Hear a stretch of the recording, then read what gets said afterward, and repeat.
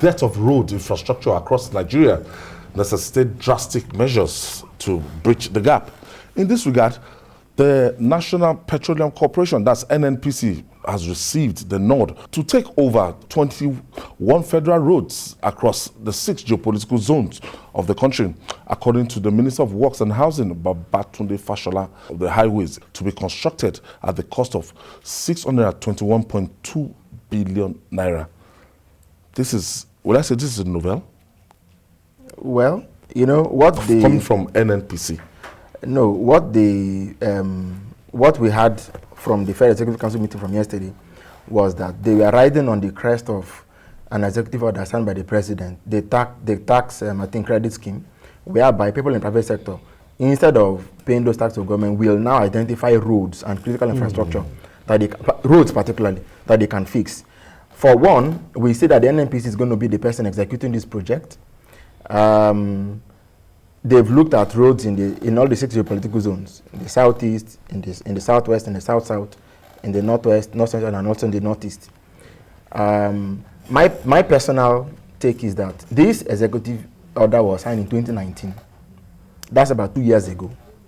Okay, we don't know why, in spite of the existence of this sort of executive order, specifically for roads, we still find that some weeks, it was the last week or so, Nupeng said that the state of roads in Nigeria was so bad that they were going to go on strike. I think that part of why the strike was here was because this announcement was on the pipeline. Yes, was going to come. So on the strength of that negotiation, Nupeng didn't go on strike anymore. They now had to reach what I call a political solution. I still had the minister saying, was it yesterday, Minister Fashola, that it is the truck drivers, that is referring to Nupeng, that will overload their trucks and spoil the road, and then turn around and come and make this sort of demand and twist the government. What I want to see is that now that we have what looks like a solution to the problem, because even some of the roads, the one in, I think in Cross River and some other places, Minister was saying that in spite of humongous billions remaining to complete those roads, what was being allocated to them in the federal budget was just about 100 million, 200 million, which means that those are roads that are going to remain for maybe, if that is given the trend of funding, it means that even after Buhari's tenure, those roads will still remain undone for many years to come. Now we have some kind of hope that with this intervention, that the roads will be completed. I think about 21 roads or so. Yes, 21 roads. The fact is I would personally think that some of those roads that are very old and they've been awarding contracts on them over and over and over, I think that there should be some sort of joint project monitoring. Both get maybe 1 or 2 CSOs, get Nupeng, get government people from Ministry of Works and the NNPC too. If it is once every 2 months or once every quarter or something like that, there should be monitoring to ensure and tracking to ensure that monies are released and that the roads are being executed as they should be. This idea of, because I've seen quite all right, there was an agitation. If the order was signed since 2019, it is now taking this sort of agitation for us to see it bear this level of fruit. It is not so good. So for it to work, let us have some sort of joint monitoring whereby critical stakeholders can monitor and say that, okay, for a fact we're seeing that this thing is happening. Otherwise, it may not be the first time we're having this sort of good intervention and yet nothing comes out of it at the end of the day. Do you see it going this way? Well, on the face of it, good news, because I know Nigerians, all that we want is delivery, have good roads, because with what we saw with the Dangote experiment, you got my point? Not just that one, the one from Abuja to, so you see some of the ones that Dangote has done, and good. So, and from the one we've seen in Lagos, so instead of not criticizing, if an experiment is working, we should just allow it to continue, because Nigerians may not bother about the intricate aspects of some of these things. They only want to see all this big grammar, hey, you are doing for your takabi, corruption, all those things. Nigerians want to see the results. Multiple roads. So if this approach is delivering good roads to Nigerians, Later, we can discuss whether you are following due process, whether you are breaching whatever. Would that be an avenue for these people to evade tax? No. You see, at the end of the day, because of the state of affairs in Nigeria, I will support this. And truly, I have my fears, and I cannot lie to you. Because in Nigeria, everything is easy to abuse. It's easy to abuse. So, when you have the big minister for roads, power and all that, now his job, you could see from the utterances of Mr. Fashola that the frustration because of finances, especially through the National Assembly and others, is in a hurry to achieve a lot. So, if this means success at the end of the day, I'm happy. But the media especially, we need to just, increase its, job to continue to beam searchlight into all of this. Because issues of accountability and transparency, when you give this kind of things, you value it and you told us the amount. Okay, it's still okay. But what about the due process? Has that been done? We don't know. We don't have information, and we are not saying it has not been done. You get my point? Now, do you know how the thing will be financed? Because you don't need the National Assembly. What it will be financed? It will be financed through the taxes advances from these organizations. Yes. So when it is done to you, they approved another one in July, if I remember, also to Dangote. The one to another one, Ogun State. To Mike. The one they advanced to Dangote in Papaland to Sagamu, and then this Badagry to. So all those ones, because of what we have seen in the past, it will be difficult for me to say no, because we just have to get good roads. If this is delivering, let it be. So do you agree with him that in our quest we just want infrastructure in place, we just want good roads, and so that we reduce the travel time and everything, that the issue of due process will be sorted later? No, the reality is that, how many people can see that now, remember all the contracts that have been awarded by the Federal Executive Council on roads alone in Nigeria, for example. You will calculate and you get tired of it. Even under this government alone. You cannot. You cannot. So, the reality is that without good roads, we've said this thing over and over, without good roads, price of foodstuff will continue to skyrocket. Because between when the farmers harvest their crops, let us say even in Benue State, which is relatively closer to us than Katsina and Kano and so on, between when they harvest their crops and they want to bring it down south to come and sell, if you went to those states where they were producing these things, the cost of them is very low. The cost, these are cheap to buy there. But in the same, before they bring those things down south, bad roads and so on, they won't be, the cost now begins to go up. The other thing is this: we talked about ports and people who move things from here, Lagos, here to other parts of the country. Because of bad roads, price of things are always on the increase. We had, was it Benue or Kogi, where the president of the Chamber of Commerce was saying that, look, the dry ports that they are now starting in their state will help them, because getting goods that they want to, that should be used in export and import between Lagos and their state. Sometimes to get something from their state to even to the Rough and Anambra takes almost a month, which really shouldn't be. But so for as long as roads will be fixed, Nigerians will be happy to see it. We must make sure that the roads gets fixed, and that these monies that are being channeled for the purpose of fixing the roads, proper accountability and transparency, like you mentioned, I believe you mentioned those two, are also followed. No, the reality is that, all the principals involved you know, when you talk about something being done, if something is, if something is deemed good, it should be good both on paper and in implementation. There should be no gap. Because the reason why we are coming to this solution is because Nigerians have been shortchanged in the past. So if we try to find a good solution and yet people are still going to run the system through it, then I don't see whether we have achieved something good. Then one thing that if we achieve, which I must clear, you see, in Nigeria we have a culture now that we call it budget variation. This is government will come, you know, and approve, award a contract. You won't finish it. I will come over from 2 billion, may end up with 20 billion. I will still finish it. Then it will become your turn. And you know, and because of the volatility of the exchange rate, and they are sensing. So you get my point. This one, there won't be then antagonism through the National Assembly by. You understand my point? But so those things will not happen because yes, it will not happen. But there is one fundamental thing that we must discuss.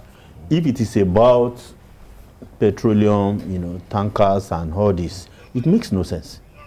This is a government that is, you know, thumping its chest that it is building, you know, rail all over the country, doing massive job in, you know, giving us the kind of, you know, rail system that we didn't know. So why should we should be de-emphasizing this heavy trucks from our roads, and you get my point.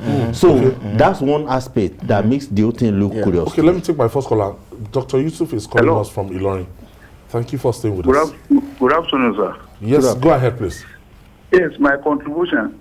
You see, the idea of awarding road project to NNPC is a scam and a political gimmick ahead of the 2023 election.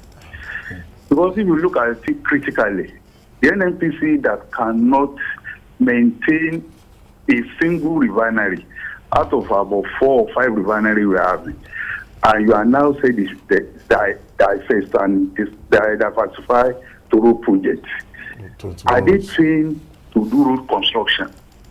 Their primary objective is to refine our oil and to sell our crude oil.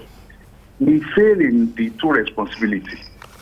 So why this thing just a diversionary attempt and to woo the literate citizens ahead of the 2023 election?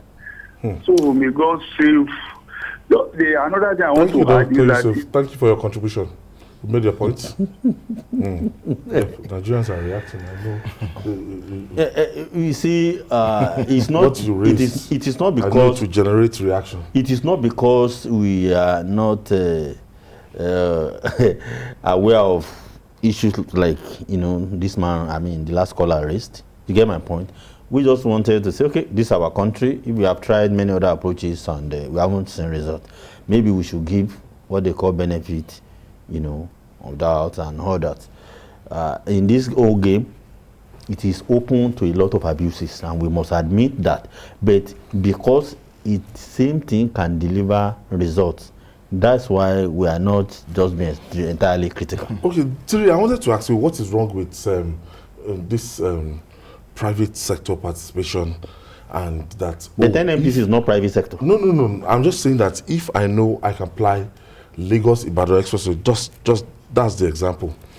Growing up as a young man, that Lagos Ibadan Expressway by 1 hour, 120 kilometers, 100 kilometers, you get to Ibadan.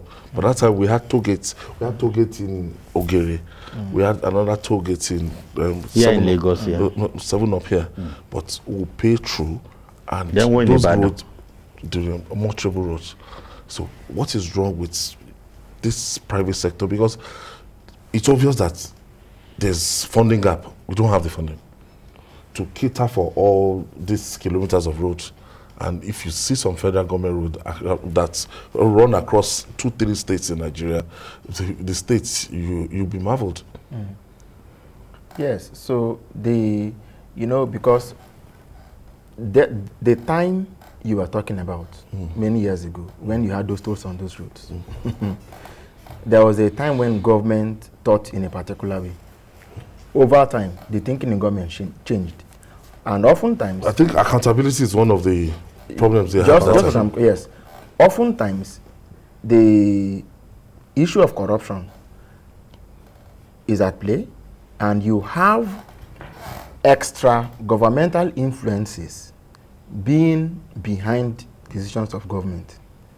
If a particular policy is working, why suddenly come in and change it? If the tolls were working, why did we change them? It's like when in those days, if you needed to go to secondary school, you must just be a boarder. You must be in boarding school.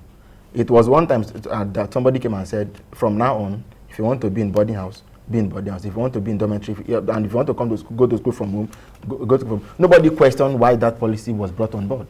So these are the issues. The reality is that the more you look, the less you would see. But corruption is a major problem. These sort of policy initiatives won't be thrown open for public debate. You just hear that they've taken a decision. That's why if you look at Mr. Yusuf's position and mine, it's as if we're even interwoven. We want to see results. That is the primary thing. We simply want to see the results.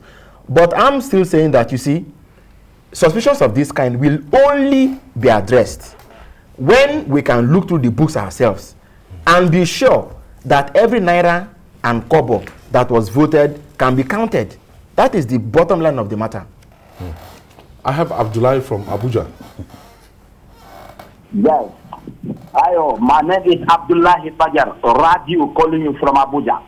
All right, go ahead. I want to contribute about the contract given to NNPC. We in Nigeria, we are disrespect ourselves in the eyes of the world. Ask me why.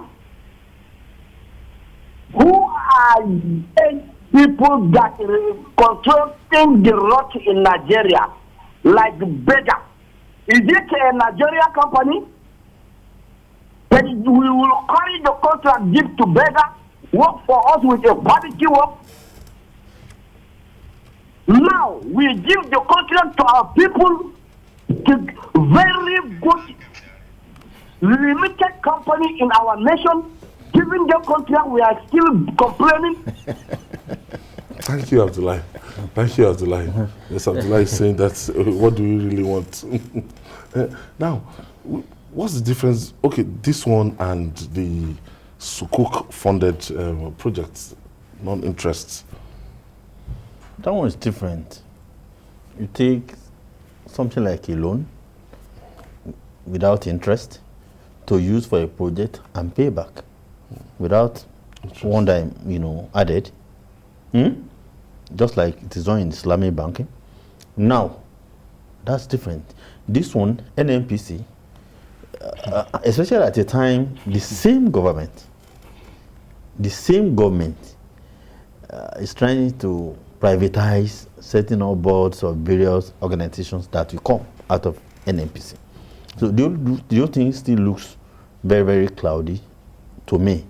The timing. The NNPC does not have a works department. No, I'm just coming.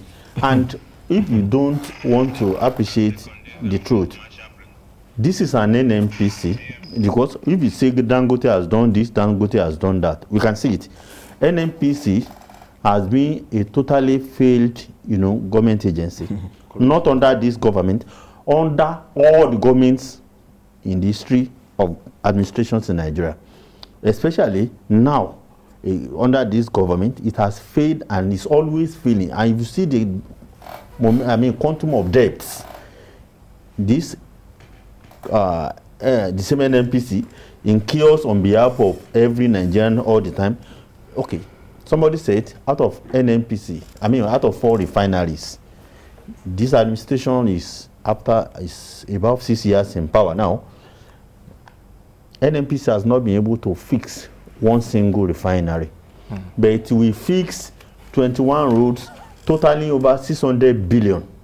So to me, we need, if you are what to Dangote, Adenuga and Co, Maybe because of the experience we've seen under Dangote. But under this one, the whole thing appears cloudy and it is totally fresh. I mean, open to abuse.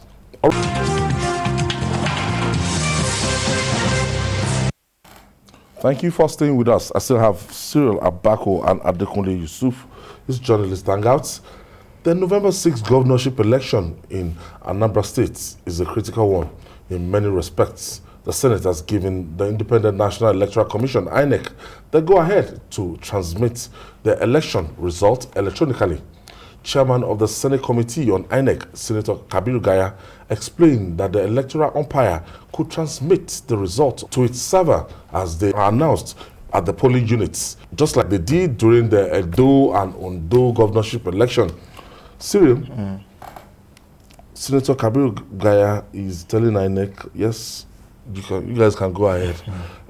Not forgetting the antecedent of Senator Kabiru Gaya, the chairman of that Senate Committee on INEC. He was the one that disowned his own reports.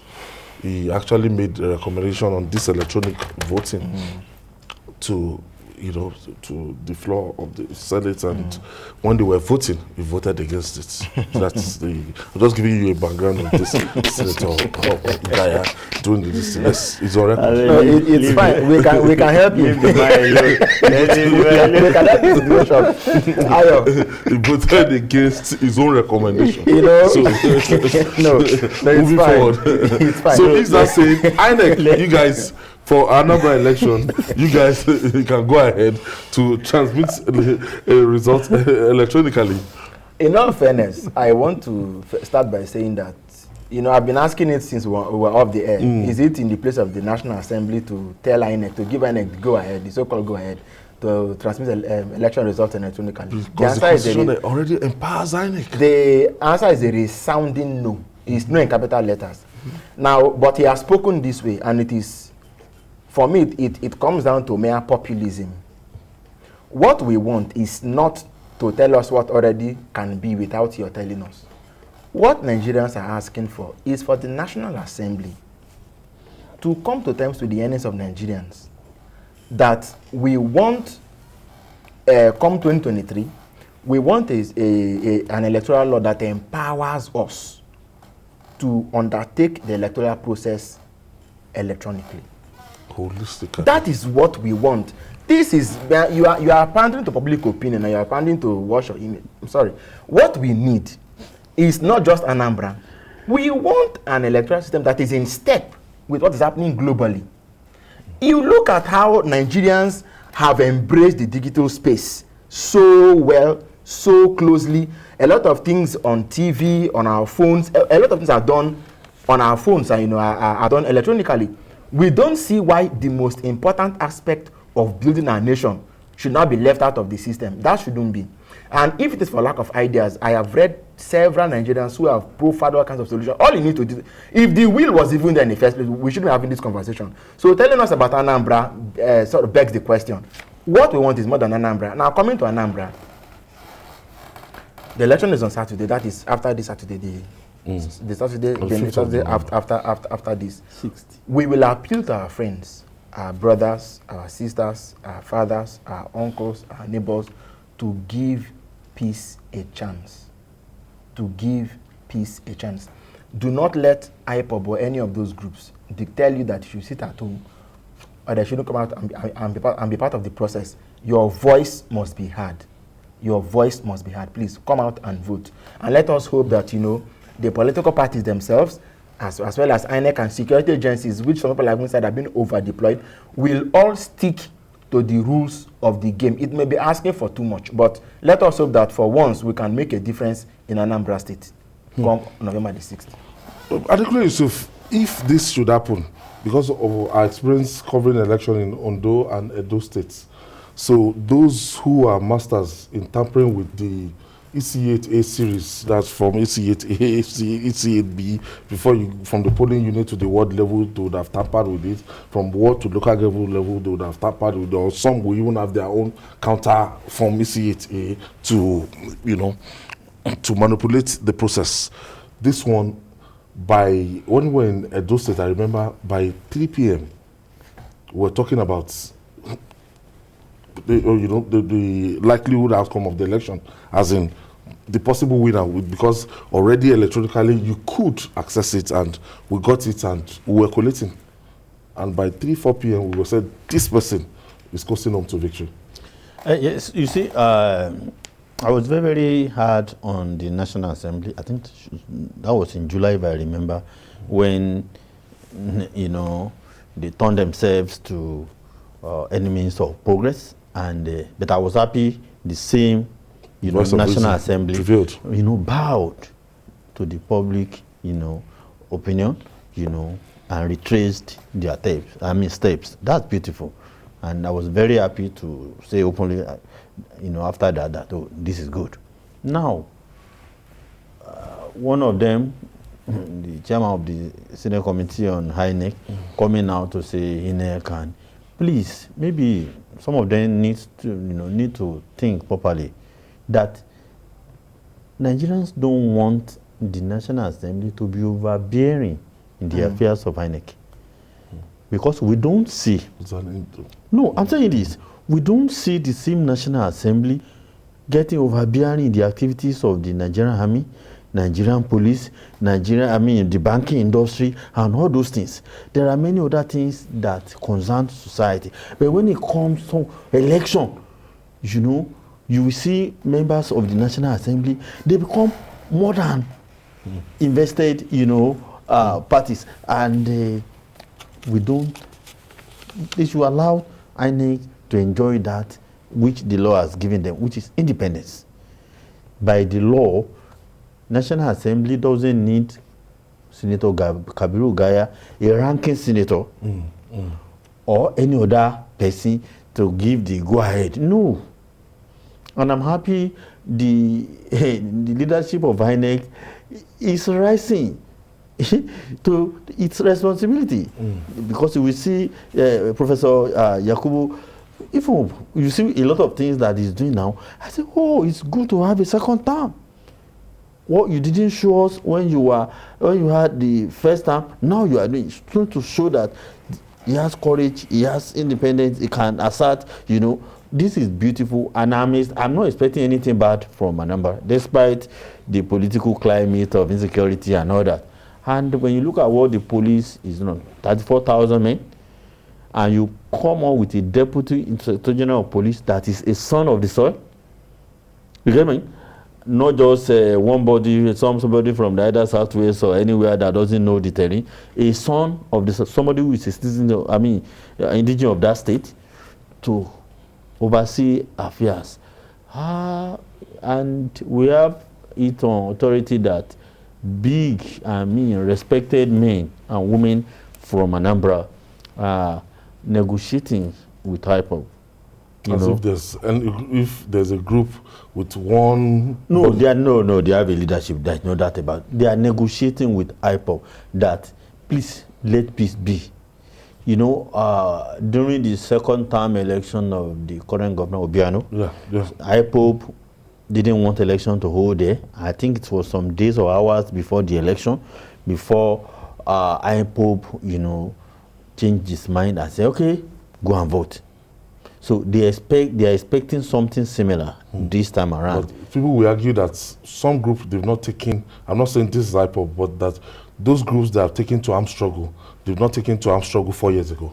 Well, that's debatable. I don't know whether it's about armed struggle. I know IPOB. What this is all about is that people are afraid, that might be afraid on election day. Even 4 years ago you talk about, the statistics shows that they had 27-28% recorded turnouts for that election. It is the duty. So is this not going to... It is the duty of government to make people safe. If I feel unsafe, then we have a government in place. It is the duty of government to provide security, to let me feel that I'm safe. It's not just coming on TV and tell us, oh, you are safe, you can now go. No, I must be able to see that if I go out, I will come back safely. So these are some of the things to do. Then these people we call IPOB, are they not Nigerians? They are Nigerians. We need to interface and talk to them. Without peace, without security, there's nothing that can be achieved, including IPOB members. They cannot exist in the climate of insecurity. if you check out the last election, the percentage of the turnout, 27-28%, in a relatively peaceful atmosphere. I don't know, maybe they will surpass that this time around. They may not. Well, they may not. Are you kidding me? Serious? No. we have. So if you put me in a room and wanted me to give you an assessment of what was good, of what I think will happen based on what we are seeing, I should say that we are going to have 80% of voter turnout. You know, I don't think so. Turnout? Yes. Okay. Was that what you were asking? No. Yes. Is it going to improve? So I have my fears. And that was what he was particularly talking about, saying that people are beginning to talk to IPOB and say, look, let's allow this election to pass. For me, my personal take from where we are going is that if there is any state in the Southeast that is, pardon me, my people from the Southeast, that is like the Southeast of the Southeast, that you can take that state and extrapolate, and you can have Enugu, you can have Abia, you can have Imo, you can have... Anambra is like the Igbo of the Igbo. And that is why you can see that in spite of APC and PDP swinging back and forth in the other states, Anambra has maintained a very stoutly distinct political identity in sticking with APGA. As a matter of fact, you can look at the governors they've been producing since after Chumokemba Dunuju and Emeka, not Emeka, Chris Ngige. You've had intellectuals. Peter Obi, you've gone to Willow Biano now, you know. So this is the matter. Anambra is like a unicorn. And so if there is one place where you need to be very careful, very meticulous, and very particular about the strategy you adopt in an election season, it is Anambra. And don't forget that, do you know many of the contestants are now campaigning as we are speaking? So to show you the level of insecurity. The climate you have there. The climate you have there. So what Ayo is saying is truly valid in terms of people fearing for their lives and as a result not coming out to vote. I believe it will be a factor. Let's be honest. Generally in Nigeria, look at elections either at the federal or subnational levels, the percentage of voting, votes compared to eligible voters, it's always terrible. It's the only place where things always get better is in the north. 85%. People don't know, and I'm expecting our political scientists to do a lot about it. You see, in the north, look at our outing. We were both in Katsina during 2015. Yes, you see the sense of civic responsibility during elections. 5 years is extremely high units in the north, and when some of our critics from the south begin to deride results from there, I just laugh. They vote. Believe me, they vote. In the south here, we don't bother to vote. And when you look at the results we've been getting from places like Lagos, places like Osun, Oyo, terrible. In terms of when you look at how many is still like Lagos that should lead the way. Okay, let's take Thomas. Thomas is calling us from Enugu. Hello, sir. Good evening, Mr. Ayo. Well done. I enjoy this approach. Yeah, I enjoy your program every 5 or 6. Thank you. Thank you. I love the way you are, in fact, flogging this issue of Anambra. But as you people are doing this job properly, we enjoy it. But now, this election has been said again and again, and all Anambras have heard the views. And definitely everybody will come out to vote. But the most important thing now is the roads in Nigeria. Not after NPA, they will abandon Nigerians. Imagine the road between to Onitsha. That road is entirely right off. Onitsha to Oka. Oka. They should please. Onitsha to Oka to Onitsha. That road, go there as I speak, Oga area. Mr. Ayo, if you go there as I speak, you will see trailers, vehicles will be struggling there and here. In fact, it will disturb the voters. Thank you for your contribution. Even the police and the security. Thank you. I'm sure the Minister of Transport, I'll be the Minister of Works. Or the NNPC. And the NNPC, to just put it in the, maybe it has Our been. newfound road construction. Unfortunately, the bulk of the roads to be repaired are not in that part of the country. So let's go back to INEC now on the final note now. So this will help us, it will help assist, you know, the number of people that challenge the Edo and Ondo election. In fact, they didn't even challenge, nobody challenged the election. In Edo States, Pastor Ezeyamu went on the ground of certificates. In went on the round of the locals of the APC to even sign. Nobody questioned the outcome of that election, and it was this electronic voting was what was used. Yes, electronic transmission. Sorry. Yes. See, if we all agree that we want a better country, that we want responsible and responsive leadership, we need to go back to the way we recruit leadership in Nigeria. Yeah. We've not. Most times our elections, our votes don't count. We have an opportunity to start making our votes count. And with electronic transmission of results, believe me, a lot of things we face out. I'm talking about the irregularities that attend our elections. So this INEC, I'm happy that they are also, you know, in sync with the aspirations of Nigerians. And believe me, what I'm expecting in the next election, I'm talking about general election, I'm expecting the freest and most clean and transparent election. So what I'm saying, from what I'm saying with Professor Yakubu. Well, let's do the right thing first of all. Let that bill become law. Then let's. And the president, Mr. President, should sign above all. We sign it. He has to sign. If he doesn't sign, he should go. The law is clear. Let it go back to the National Assembly and let that be a vote. It's a simple thing. You know what I mean? To be vetoed. Of course, there should be a veto. There's no need to waste time. And there is enough time to achieve that. To achieve that. Okay. Now, and finally, we can just call it boldness or mere push of hope. The leader of the proscribed indigenous people of Biafra, IPOB, Nnamdi Kanu, is going through with his lawsuit against the federal government. In the case filed through his lawyer, Aloy Ejomogun, is demanding that the federal government return Nnamdi Kanu to Kenya.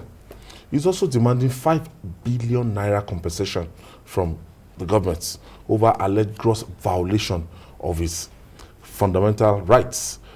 The hearing of the suits has been fixed to the 2nd of November at the Abia State High Court.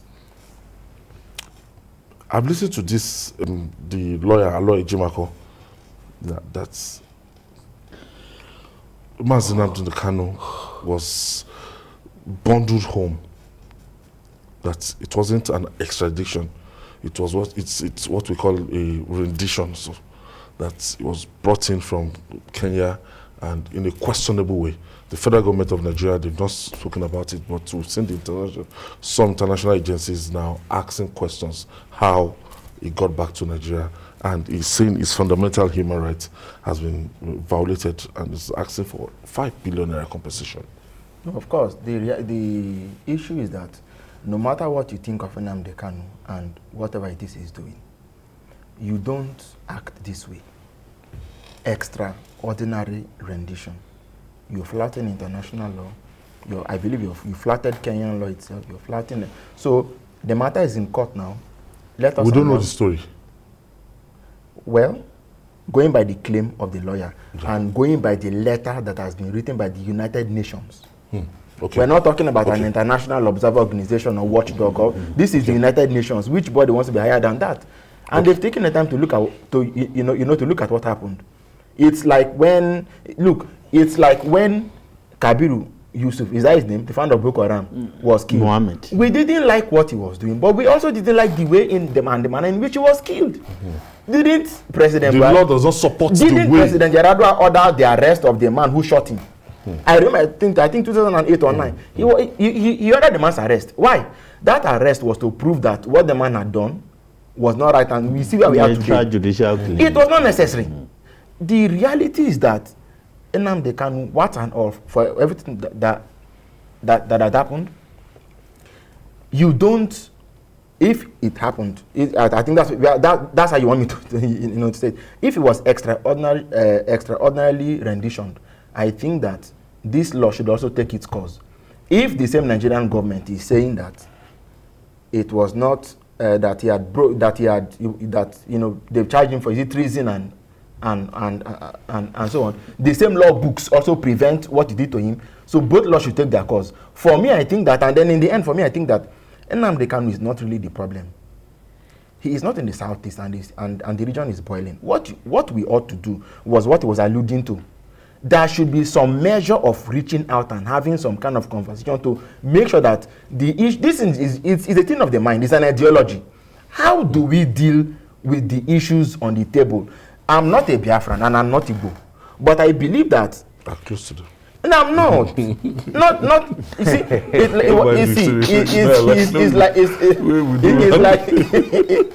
like when they went to Son Igbo's house, and just did everything that they did there. This is not how to deal with the issues confronting Nigeria. Let us realize that the national question cannot be addressed by force of arms. Sit down and talk. That's what you're supposed to do. Sit down and talk. So, Nnamdi Kanu is questioning how he got back to Nigeria now, and his fundamental human rights, being trampled upon. Believe me, he has every right to do so under our laws, because you cannot force a man to, unless he wants to. So what we have done, and so far, the government has been so unwilling. No, they've not told us at all. That's the government has been so unwilling to open up. And when you look at the track record of this government, what he made allusion to, which is Igbo case, the government invaded the place, Before that one, something happened in Igbos, and some people say it was unknown gunmen or unknown men, as we now make jest of that word. Anytime it comes up, we are in the newsroom, and it says also happen again. We say unknown men or unknown gunmen. Now, the second time, when it happened, we didn't know who did the first one.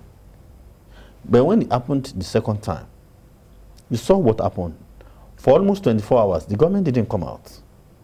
And we were almost going, to bed with this and that before the DSS now came out. The same government that doesn't want people, citizens, to misbehave, to, do things against the law, is enjoying breaking laws, enjoying breaching, rights of other people. You go to somebody's house, destroying this, kill people. Those who kill there, unless they've been proven guilty, they are not criminals. And when you see the government, the judgment of the court in Oyo State, it was totally, against the federal government. You get my point? The government affirmed the right of every Nigerian to agitate for this and that within atmosphere of peace, and this, the moment is not a violent agitation. And government should realize that. And there are examples all over the world. When things like this are coming up, you want Oduduwa, you want Hausa, you want Biafra or whatever, the next thing is not to go and kill them. The next thing is not to go and arrest them. God bless you, sir. You need to go, look down beyond the roots. What is happening in the southeast is bigger than Nnamdi Kanu. Go and take care of Nnamdi Kanu. The problem persists. It even gets worse. So you need to understand that, okay, how do you deal with this thing? This is a thing of the mind. Then let's engage, mind to mind and solve the problems. If there are no injustices, do you think people like Kanu will be relevant? Exactly. Because there was a group called the Movement for the Actualization of the Sovereignty of Biafra. Look, and under President Olusegun Obasanjo that time and everything, the group did not gain this kind of traction. Every country has its own. Go to Kenya, you have the Mombasa Republican Council.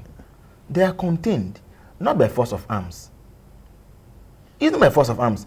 The Nigerian problem is peculiar and particular because we have an unresolved and unsolved national question crisis. It is there. This is where you take the matter from. And the fact that we are overlooking amending the constitution, the fact, look, the symptoms are one. The foundation problem is there. Part of the symptoms is that our electoral process, for instance, is highly flawed. Now, voter party, we see pictures, polling units, election people are waiting for people to come and vote. Sometimes from 7 a.m. till 3 p.m., nobody has come out to come and vote. What do you do?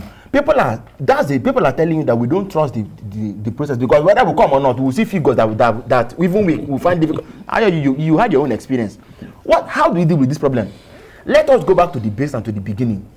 There are fundamental issues that must be addressed for Nigeria to move forward. Address them. So Kanu is right in this lawsuit? No, he is more than right. Please, he is more than right. Do you know? I don't know why anybody should entertain any fear, because you approach the court. It's a fundamental right suit. His father is not the judge. He's not going to be the judge. The President Muhammadu Buhari will not be the judge. The Attorney General will not be the judge. So he can exercise an extension of his rights. Believe me, beautiful thing to do. Adekunle Yusuf, thank you. Thank you. Thank you for your contribution. And Cyril Abako, thank you for standing in. My pleasure. And that's our offering today. Join us tomorrow for another edition of the program. And don't forget to join us on Journalists Hangout on Sunday from 1:30 to 3:30 p.m. on Sunday. Journalists Hangout on Sunday. We're on YouTube, youtube.com/TVC News Nigeria. I'm Ayodele Ozubakun. See you on Sunday, and God bless Nigeria.